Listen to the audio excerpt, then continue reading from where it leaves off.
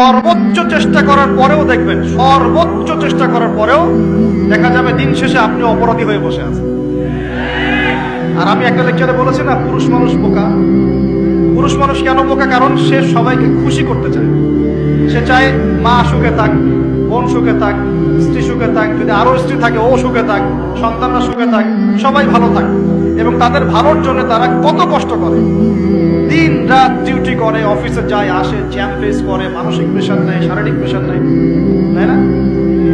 অথচ এই কষ্ট কিন্তু মহিলারা বোঝে না। বোঝে? সবাই বোঝে না।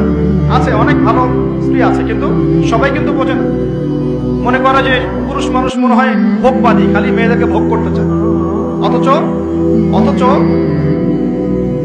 সবাইকে সুখে রাখার এই চেষ্টায় একজন পুরুষ দিন শেষে নিজেই সুখী হয় না। বহু পুরুষ শেষ বয়সে গিয়ে একাকিত্বে ভোগে, একা হয়ে যায়। এই জন্য বলছি, ফ্যান্টাসি বাদ দেন। ফ্যান্টাসি বাদ দিয়ে হালাল রিজিক হয়েছে, একটা নেককার পরহেজগার মেয়ে দেখে বিয়ে করে ফেলেন। ব্যাস, তাকে নিয়ে দুনিয়ার ছোট্ট জীবনটা কাটিয়ে দেন। আর জান্নাতে তো হুড় করে অপেক্ষা করছে।